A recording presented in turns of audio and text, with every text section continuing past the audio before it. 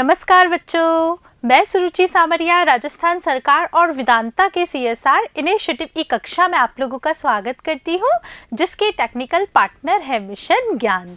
बच्चों, आज मैं आपके लिए हिंदी व्याकरण के अंतर्गत एक नया प्रकरण लेकर आई हूँ, जिसे कि आपने पहले छोटी कक्षाओं में नहीं पढ़ा होगा। यह आपके लिए बिल्कुल नया है। बच्चों, आज आप मेरे साथ पढ़ेंगे कारक। कारक मैं आपको पढ़ाना शुरू करूं उससे पहले मैं आपको लेकर चलती हूं एक छोटी सी चित्रों की दुनिया में। चलते हैं बच्चों, देखिए क्या है इसमें। अगर आप यह चित्र ध्यान से देख रहे होंगे तो आपको क्या लग रहा होगा इस चित्र में कि दो बालिकाएं पेड़ से कुछ तोड़ रही हैं। क्या तोड़ रही हैं बच्चों? ये इमली का पेड़ है। इमली का पेड़ है तो इमली तोड़ रही है। एक इमली तोड़ रही है डंडे से और दूसरी इमली को टोकरी में इकट्ठा कर रही है। क्या कर रही है यह हम एक गद्यांश के अंतर्गत जानेंगे। देखिए, चारू ने डंडे से कच्ची इमली को पेड़ से तोड़ा और नेहा के लिए उन्हें एक टोकरी में रख दिया। वह नेहा से बोली, अरे नेहा, इमली से चटनी बना लेना। बच्चों, ये गद्यांश आपको अच्छा लगा ना?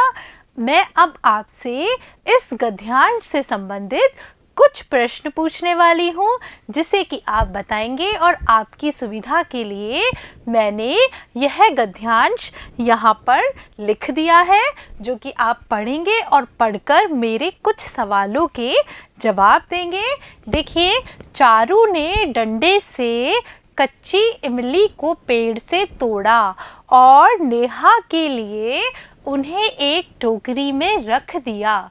वह नेहा से बोली, अरे नेहा, इमली से चटनी बना लेना। अब कौन कौन से प्रश्न पूछूंगी वो आप देखिए। पहला प्रश्न है, इमली किसने तोड़ी? बच्चों, इमली किसने तोड़ी थी? चारू ने। किसे तोड़ा गया था? कच्ची इमली को। किससे तोड़ा गया था? डंडे से तोड़ा गया था। किसके लिए तोड़ा गया था? नेहा के लिए तोड़ा गया था। इमली कहाँ से तोड़ी? पेड़ से। किसकी चटनी बनेगी? इमली की। इमली किस में रखी? टोकरी में। किसे संबोधित किया गया? नेहा को। तो बच्चों, अगर आपने इस गद्यांश में ध्यान दिया होगा तो आपको कुछ शब्द पीले रंग के दिखाई दिए गए होंगे। और ये पीले रंग के शब्द क्या कर रहे हैं?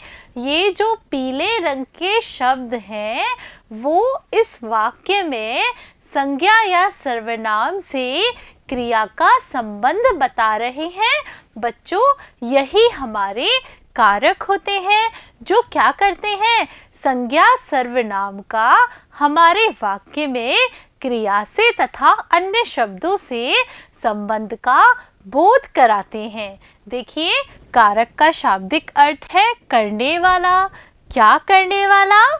संज्ञा या सर्वनाम के जिस रूप से इसका संबंध वाक्य की क्रिया से जाना जाए उसे कारक कहते हैं। यानी कि कारक क्या करता है? कारक हमारे वाक्य में जो संज्ञा या सर्वनाम शब्द होते हैं उनका हमारी वाक्य की क्रिया से संबंध ज्ञात कराता है, वह हमारा कारक होता है। और बच्चों, कारक को प्रकट करने के लिए संज्ञा या सर्वनाम के साथ जो चिन्ह लगाया जाता है उसे हम विभक्ति कहते हैं। विभक्ति को परसर्ग कहते हैं। क्या कहते हैं? विभक्ति को परसर्ग कहते हैं। पर का अर्थ होता है बाद में। कारक चिन्ह संज्ञा या सर्वनाम के बाद में लगते हैं। बच्चों, यह ध्यान रखने वाली बात है, कारक के चिन्ह हमेशा संज्ञा या सर्वनाम के बाद में ही लगते हैं। देखिए कैसे लगते हैं। मनोज ने सेब खाया।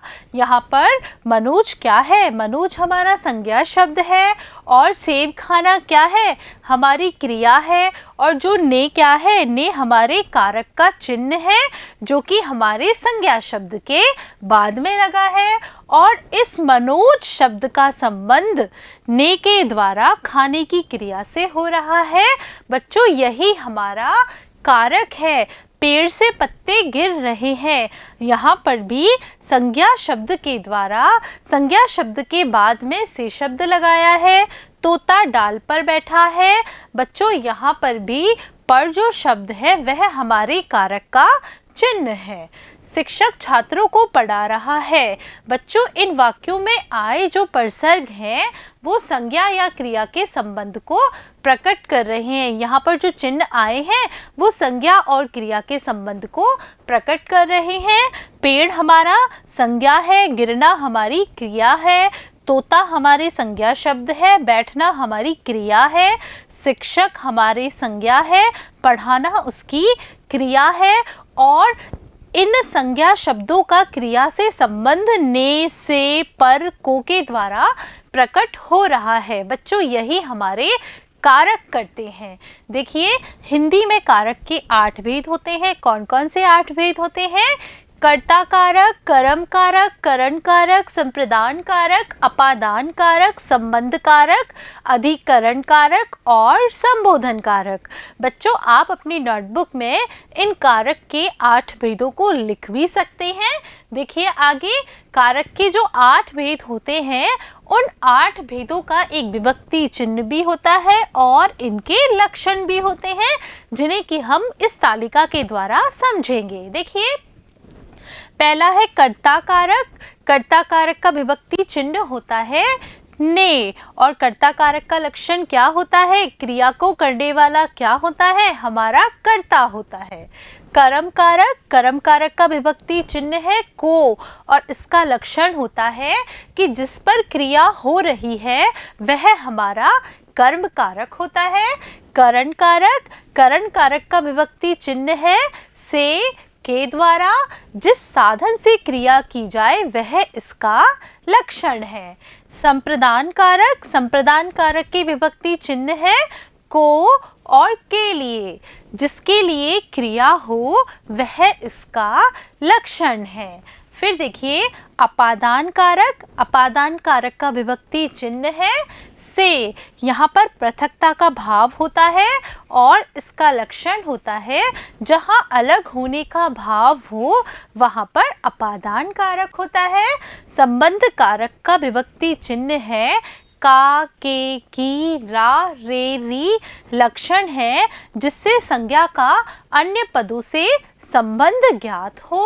अधिकरण कारक, अधिकरण कारक का विभक्ति चिन्ह है मैं और पर, क्रिया होने का आधार स्थान इसका लक्षण है।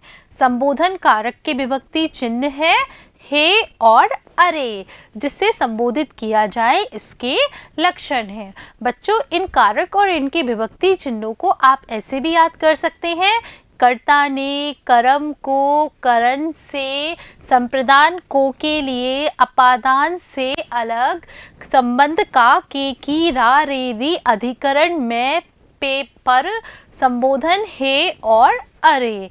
बच्चों अब हम इसके भेदों के बारे में पढ़ेंगे। सबसे पहला है हमारा कर्ता कारक। कर्ता का अर्थ होता है काम करने वाला, यानी कि जो क्रिया करता है, काम करता है वह हमारा कर्ता होता है। संज्ञा या सर्वनाम के जिस रूप से क्रिया करने वाले का बोध हो उसे कर्ता कारक कहते हैं। देखिए सचिन ने छक्का मारा, बबीता खेल रही है। बच्चों इसकी पहचान अगर आप इन वाक्यों में कौन और किसने का प्रयोग करेंगे तो आपका कर्ता कारक निकलकर सामने आ जाएगा। देखिए किसने छक्का मारा तो उत्तर क्या आएगा? सचिन ने, तो सचिन ने हमारा क्या हो गया? कर्ता कारक हो गया। बबीता खेल रही है, कौन खेल रही है? बबीता खेल रही है, तो बबीता क्या हो गई? बबीता हमारे कर्ता कारक हो गई। ने विभक्ति का प्रयोग कर्ता कारक के साथ केवल भूतकाल की क्रिया होने पर होता है, जैसे कि राधा ने नृत्य किया। यहाँ पर नृत्य किया क्या है? भूतकाल का वाक्य है, तो यहाँ पर ने के द्वारा कर्ता कारक हमें पता चल रहा है। बच्चों चलते हैं आगे कर्म कारक की तरफ। संज्ञा या सर्वनाम द्वारा की गई क्रिया का फल या प्रभाव जिस पर पड़ता है उसे हम कर्म कारक कहते हैं। देखिए, श्रीनाथ गेंद पकड़ता है, नर्स रोगी को दवा पिलाती है। इसकी अगर हमें पहचान करनी होगी तो हम क्या करेंगे? हम हमारी क्रिया से पहले क्या और किसे लगाएंगे, और किसे लगाने के बाद जो हमें प्राप्त होगा वह हमारा कर्म कारक होगा। देखिए, श्रीनाथ क्या पकड़ता है, यहाँ हमारी क्रिया है पकड़ना। पकड़ना के आगे हमने क्या लगाया? क्या लगाकर प्रश्न बना दिया। तो हमारा प्रश्न क्या बना? श्रीनाथ क्या पकड़ता है। उत्तर क्या आएगा? गेंद, जो कि हमारा कर्म कारक है। देखिए, नर्स रोगी को दवा पिलाती है। अब हम क्या करेंगे? अब हम इसमें लगाएंगे किसे। नर्स किसे दवा पिलाती है? किसे पिला रही है? रोगी को, जो कि हमारे क्या है? कर्म कारक है। और विभक्ति को का प्रयोग केवल सजीव कर्म कारक के साथ ही होता है, निर्जीव के साथ नहीं होता है। देखिए, करण कारक, करण का शाब्दिक अर्थ होता है साधन। वाक्य में कर्ता जिस माध्यम या साधन से क्रिया करता है वह हमारा करण कारक होता है। देखिए, शिवांगी चाकू से फल काटती है, कविता ने रंगों के द्वारा चित्र बनाया। बच्चों, इस वाक्य में हम क्रिया से पहले किससे या किसके द्वारा शब्द लगाकर प्रश्न बनाएंगे तो हमारा करण कारक सामने आएगा। देखिए, शिवांगी किससे फल काटती है तो उत्तर क्या आएगा? चाकू से, जो कि हमारा करण कारक है। कविता ने किसके द्वारा चित्र बनाया? उत्तर क्या आएगा? रंगों के द्वारा चित्र बनाया, जो कि हमारा करण कारक है। देखिए, अंग विकार में भी करण कारक होता है, यानी जहाँ पर हमें कहीं भी अंग विकार देखने को मिले वहाँ करण कारक होता है। सोहन आँखों से अंधा है। आँखों से अंधा होने का मतलब अंग विकार है, इसलिए यहाँ भी करण कारक है। देखिए, संप्रदान कारक, संप्रदान का शाब्दिक अर्थ होता है देना। जिसके लिए कोई क्रिया या कोई कार्य किया जाए, जिसे कुछ दिया जाए, वह संज्ञा या सर्वनाम शब्द संप्रदान कारक होता है। देखिए, मुख्यमंत्री जी ने बच्चों को पुरस्कार दिया। रुचिका ने आभा के लिए कपड़े खरीदे। बच्चों, इसके लिए को